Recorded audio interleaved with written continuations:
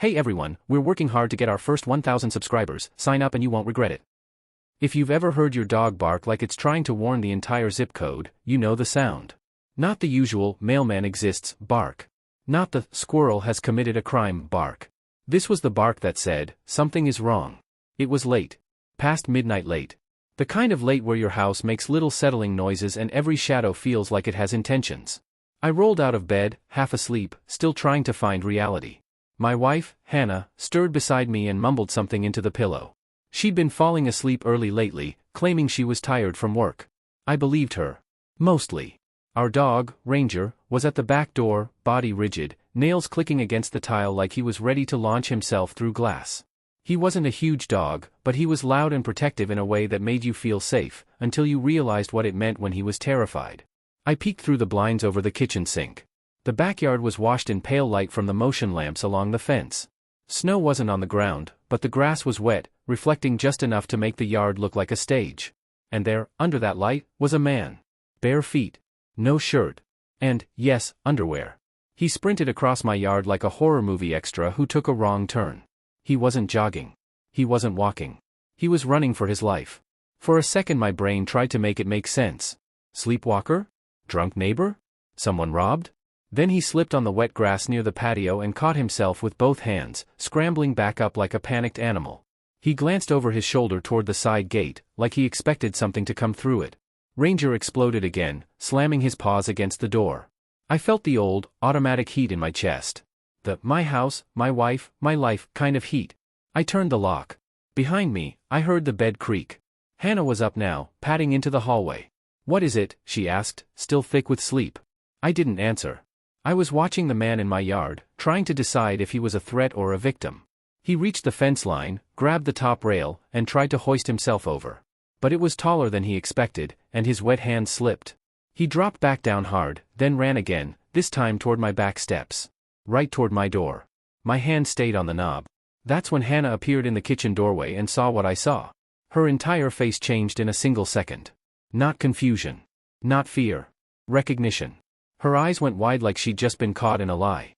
Her mouth opened, but no sound came out for a beat. The man in the yard reached my patio. I could see him clearly now, mid-30s, athletic, hair plastered to his forehead.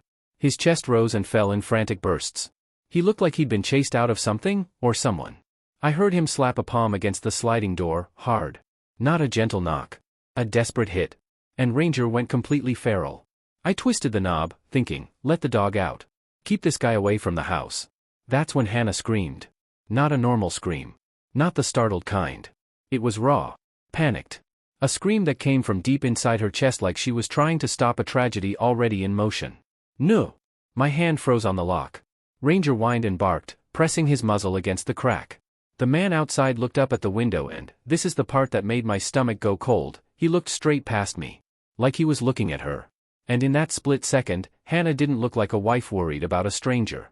She looked like a person watching her secret collide with reality. I didn't unlock the door. I didn't let Ranger out. I just stared at my wife, and she stared back, shaking her head like if she shook it hard enough, the man in my yard would disappear. Then the motion light on the side of the house clicked brighter, something else was moving out there. And the man in underwear suddenly turned and ran again, as if he'd heard footsteps coming fast. I didn't know who was about to enter my yard. But I knew one thing for sure. Hannah was terrified of Ranger getting outside, and I was starting to understand why. I kept the lock turned, holding the door shut with my body like I could physically stop my life from changing. "Why did you yell?" I asked Hannah, and my voice didn't sound like mine. She didn't answer right away.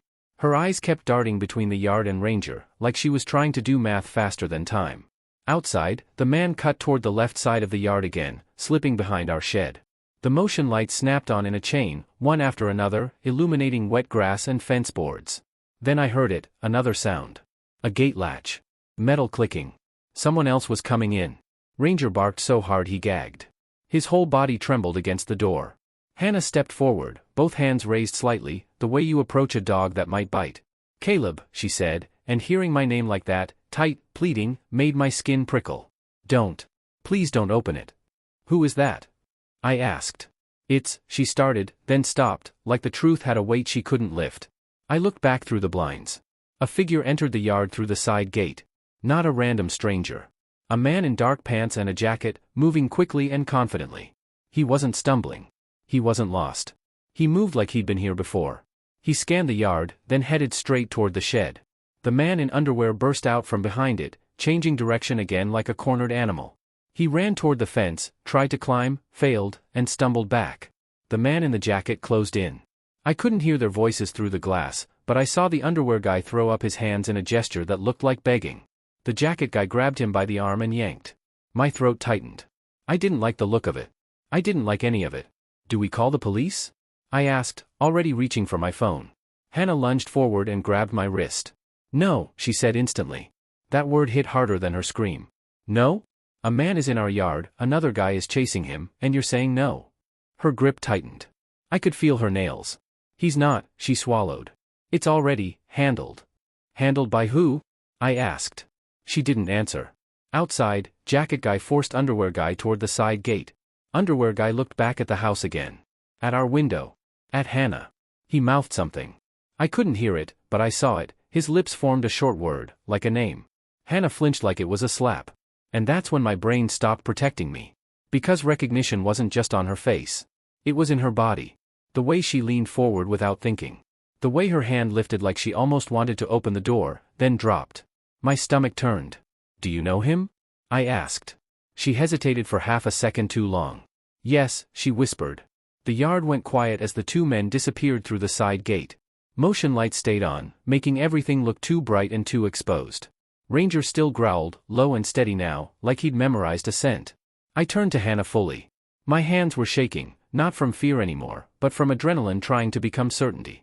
How do you know him? I asked. Hannah's eyes shined with sudden tears, but something about it felt wrong. Like the tears arrived on cue rather than naturally. It's not what you think, she said. I didn't even tell her what I thought yet.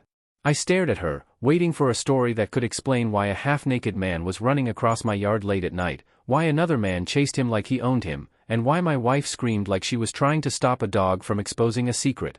She opened her mouth, closed it, then finally said, I made a mistake. That sentence is a match. It doesn't burn you immediately. It just lights something, and you realize too late you're surrounded by gasoline. I stepped past her and opened the back curtain wider, scanning the patio. That's when I saw it. A single shoe print on the wet concrete near the sliding door. Not Ranger's paw. Not mine. A bare footprint. And beside it, faint but unmistakable in the moisture on the glass, were smudges. Finger marks. From the inside. Someone had touched that door from within recently. Someone had opened it. My heart slowed in a sick, deliberate way. Hannah, I said quietly. Why are there fingerprints on the inside of the glass? Her face drained. She looked at the door like she was seeing it for the first time. Then she looked back at me, and in that moment I understood something I didn't want to know. The man in underwear wasn't trying to break into my house. He'd been in it. And Hannah's scream wasn't fear. It was damage control. I didn't sleep. Hannah tried to talk, but it came out as fragments, half explanations, soft cries, repeated claims that it was complicated. I didn't want complicated. I wanted true. So while she sat at the kitchen table wrapped in a blanket like a victim of her own choices, I did the one thing that still made sense. I looked for evidence that didn't lie. We had cameras. Not inside, just outside. A doorbell cam, one pointed at the driveway, one angled toward the patio because Ranger once chased a raccoon onto it and I thought it was funny enough to capture. I opened the app and scrolled back through the timeline. The first clip was at 12:41 a.m. Motion detected, patio. The video showed the sliding door from outside. It was dark, but the camera had night mode. Grainy, black and white, clear enough. The door slid open. From inside. A figure stepped out onto the patio for a second, then back in. Then, 2 minutes later, the door opened again and a man stepped out. Barefoot. Shirtless. Underwear.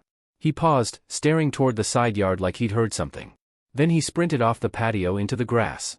My mouth went dry. The camera caught his face when he turned his head. And I recognized him. Not from friends. Not from family. From my own life in a way that made my blood go cold. Because I'd seen him before. In my living room. Months ago. When he came to our neighborhood meeting. He was the guy with the confident smile and the calm voice who ran the HOA security committee. The one who pitched safety improvements and community patrols like he was protecting us. His name was Dylan Mercer. I remembered because Hannah had mentioned it after the meeting, casually. He seems nice. Organized. At the time, I thought nothing of it.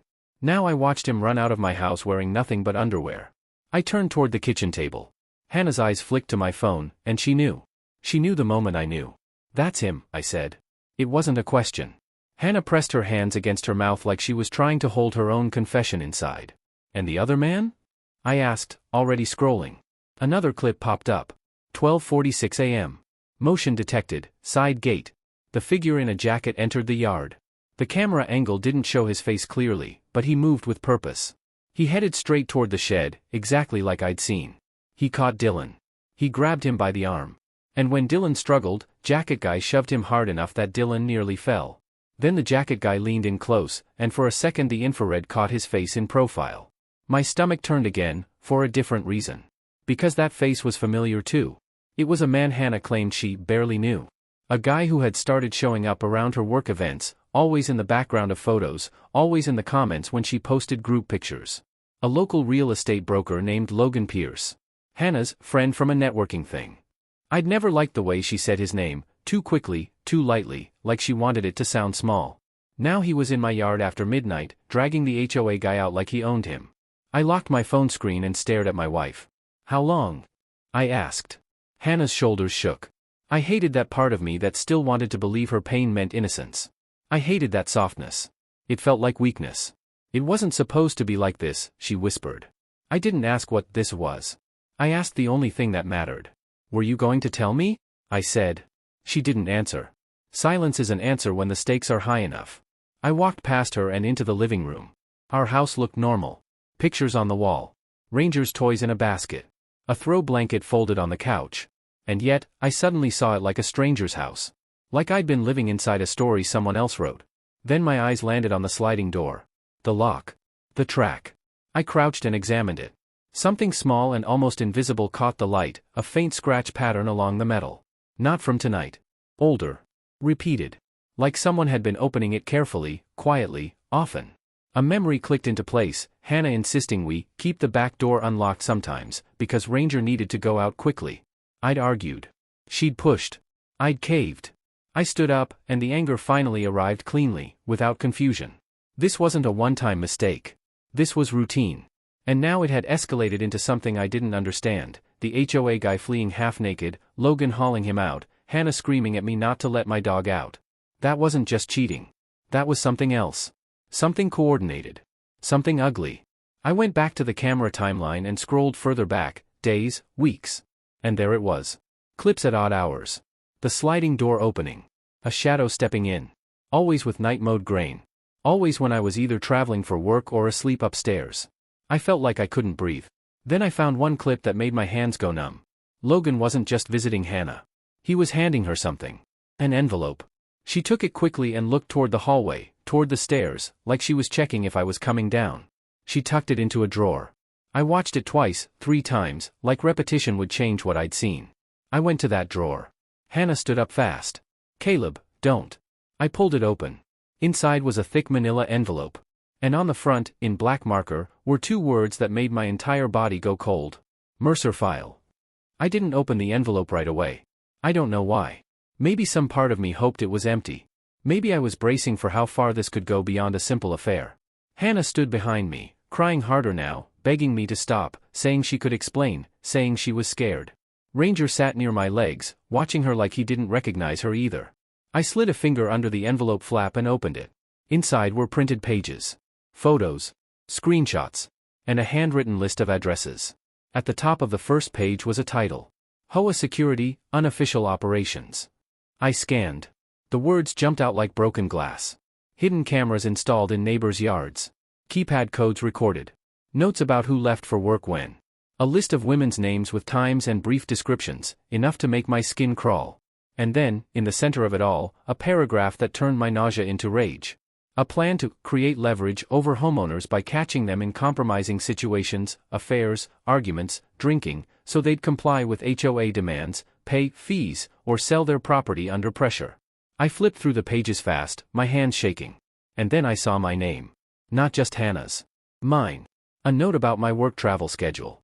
A note about Ranger's behavior. A note about the back sliding door, wife can be influenced, door access secured. I looked up slowly. Hannah was sobbing, but her face wasn't just guilt now. It was terror. "Tell me the truth," I said, and my voice was so controlled it scared even me. "All of it." She nodded frantically. And the story that came out wasn't pretty, but it finally made the night make sense. Months ago, Hannah said, Dylan Mercer had approached her after a neighborhood meeting. Friendly at first. Then persistent. Then private. He'd shown her photos. Not of her cheating. Of her alone in our backyard, in our kitchen, taken through windows at night. Photos she didn't know existed. He'd told her he kept the neighborhood safe and that sometimes he needed cooperation. He'd implied things, how easy it was for rumors to spread, how quick people were to judge, how a spouse might react to certain images out of context. He didn't need proof of an affair. He just needed fear. Then he crossed the line. He demanded she let him into the house to check a security concern. She'd refused. So he escalated. He hinted he could make it look like she invited him. He could create a narrative where she'd be blamed, not him. Hannah said she panicked, and that's when she reached out to Logan. And here's the part that hit me in a way that made my hands go cold. Logan wasn't just some networking friend. He was an investigator. Not a cop, someone who did civil work, evidence gathering, the kind of guy people hire when they can't trust official channels or don't want to start a war too early. Hannah had hired him in secret because she was ashamed, because she thought I'd blame her, because she thought she could fix it quietly before it blew up. Logan had been building a file, this file, trying to catch Dylan in the act and expose the scheme. Tonight, it had finally happened. Dylan had come in through the sliding door because Hannah, under Logan's direction, had left it accessible to trap him with the cameras rolling. Dylan realized something was wrong. He bolted. That's why he ran half naked. He didn't have time to dress. Logan entered through the side gate to stop him from escaping the neighborhood and to keep him from ditching evidence. And Hannah screamed, "No," when I reached for the lock because Ranger wasn't just going to chase Dylan. Ranger was going to tear him apart. And if Dylan ended up bleeding in my yard, the story wouldn't be HOA predator caught. It would be homeowner's dog attacks man. It would muddy everything. Ruin the case. Turn us into the problem. I stood there, holding the Mercer file, feeling like my heart had been put through a grinder. Because it still didn't erase what she'd hidden. It didn't erase the fingerprints on the glass, the secret meetings, the lies. But it reframed the central horror. My wife hadn't been protecting a lover. She'd been protecting a plan. And protecting me, without trusting me enough to include me. I asked one question then, the one that mattered most. "Did you ever let him touch you?" I said, and I hated how small my voice sounded on that sentence. Hannah shook her head so hard her hair whipped. "No. Never. I was scared of him. I was trying to keep him from you." I stared at her for a long time, watching the truth and the damage exist in the same space. Then I took my phone and called Logan. It rang twice. He answered like he'd been expecting it. "Caleb," he said quietly. "You saw the file." "Yes," I said. "What happens now?" He exhaled. "Now we finish it the right way." By sunrise, the police were involved, not the ones Dylan had connections with through the HOA, but state-level investigators Logan had already lined up. The evidence wasn't just accusations. It was video. Documents. Lists. Pattern. Dylan Mercer didn't just get embarrassed. He got arrested. And when the news hit the neighborhood group chat, it didn't read like gossip.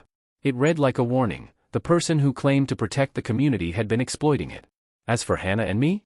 Justice outside the house didn't magically repair what broke inside it. We didn't wrap it up with a neat bow. But we did something honest for the first time in months. We sat down, daylight in the windows, Ranger asleep at our feet, and we talked through every lie, every fear, every choice. I told her the truth too, that secrecy doesn't protect a marriage. It erodes it. And if she ever tries to carry something like that alone again, she won't have to worry about Mercer-type men. She'll have to worry about losing me. The last thing I did that morning was walk to the sliding door and replace the lock with a reinforced one, the kind that can't be, conveniently, bypassed. Because convenience is how predators get in. And silence is how they stay.